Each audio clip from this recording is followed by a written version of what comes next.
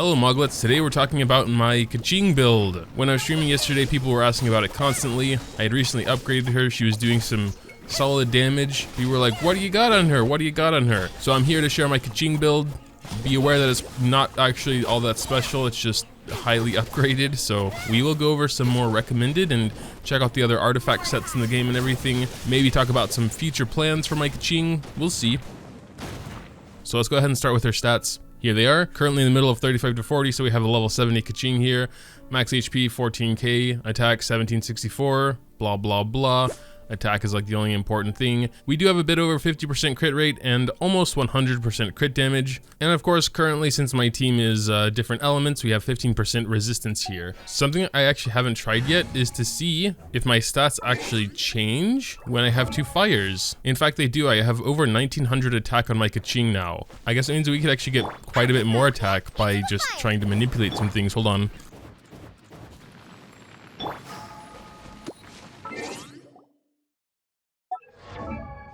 Huh, look at that, 2100.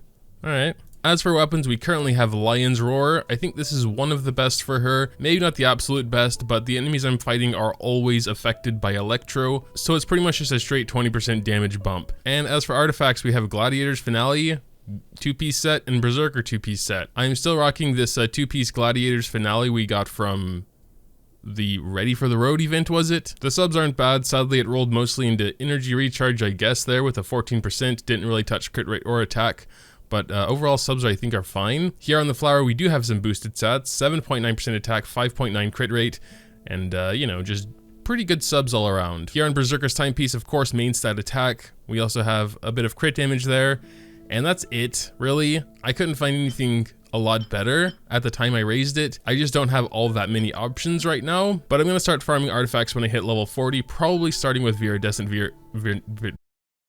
for Venti anyway, so I decided I'm just gonna go ahead and raise hers to 16 and swap them out later. But yeah, again with that 14% energy recharge, basically just crit damage, a little bit of elemental mastery on there, whatever, it's fine. And then we have Instructor's Teacup, again, attack. This one actually has quite good subs. We have 5.9 crit rate, 10.6 crit damage.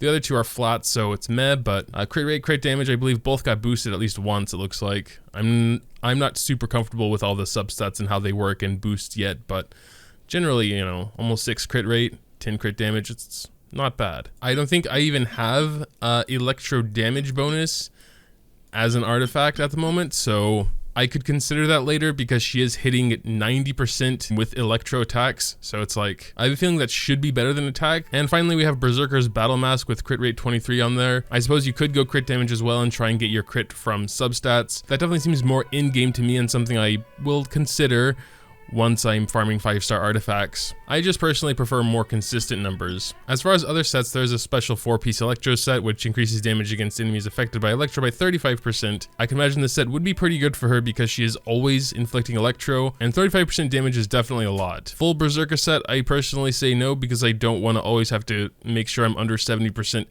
HP. Martial Artist isn't bad in general for main DPS, but it's only for normal and charged attacks. Then we have Gladiator's Finale. The 4-piece set isn't super special because it's only normal attacks, not even charged attacks count there, and I have a habit of doing a lot of charged attacks. But from the 2-piece set, you also do get that 18% attack. So the 4-piece set would be fine as long as you keep in mind to not do charged attacks because your normal attacks would probably do more. Resolution's 4-piece set sounds nice paired with the Battle Pass sword. Oh yeah, the real Electro set. So we have 2-piece with Electro damage bonus plus 15%, and then the 4-piece set, which increases all of Electro's elemental reactions by 40 and increases her skill cooldown a second, which can only trigger every 0.8 seconds, but effectively, if you can get a lot of elemental combos, you're halving her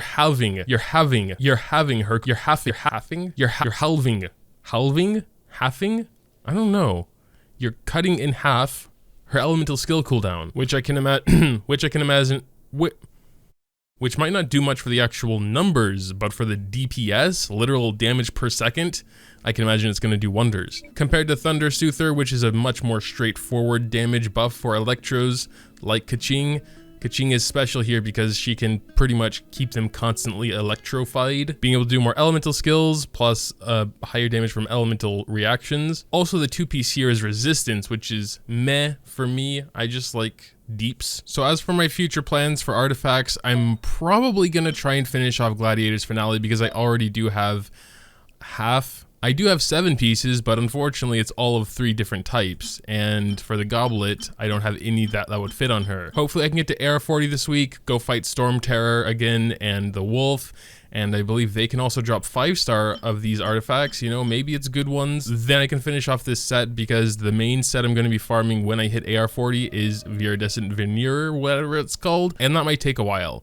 After that, however, I would definitely have to consider this Electro set, Thundering Fury. The 4-piece set just sounds really interesting, and I can pretty much cause one of those 3 at any time. It does seem more like a support set, that's true, because it's definitely focused on elemental skill. Her elemental skill is quite strong, and being able to do that almost twice as much, We actually didn't talk about the weapon too much, but yeah, Lion's Roar currently. I have heard Fillet Blade is quite good for her as well. It comes with attack there. Being a 3-star, it's super easy to refine. In fact, we could max refine this. And then of course, since she's your main DPS and you're going to be stacking attack there is a chance to deal 240% attack damage to a single enemy.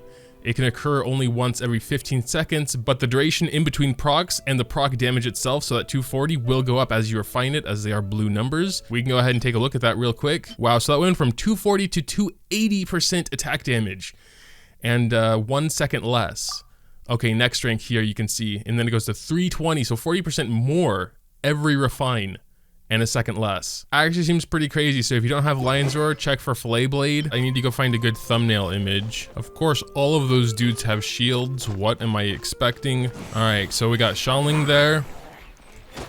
We're going to get Barbara out, and then switch to Keqing, pick up the Pepper. And I think we're just going to do her E, honestly. Here we go. Alright, that wasn't good. Here's the battle, Moga.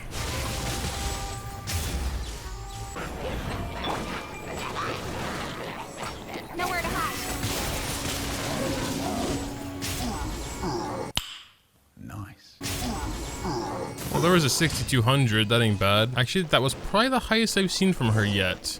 Ah, this dude again.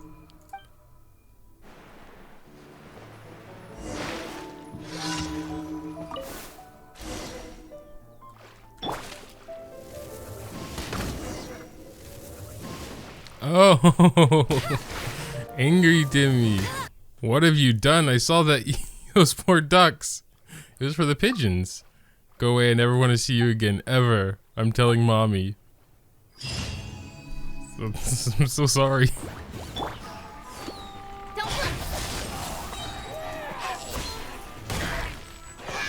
Those are some nice numbers, Moga.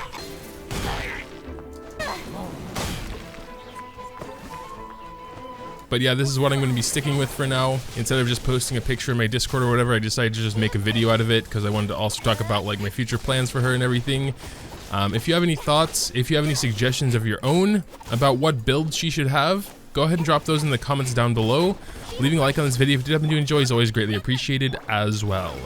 Thanks, as always, for watching, and until next time.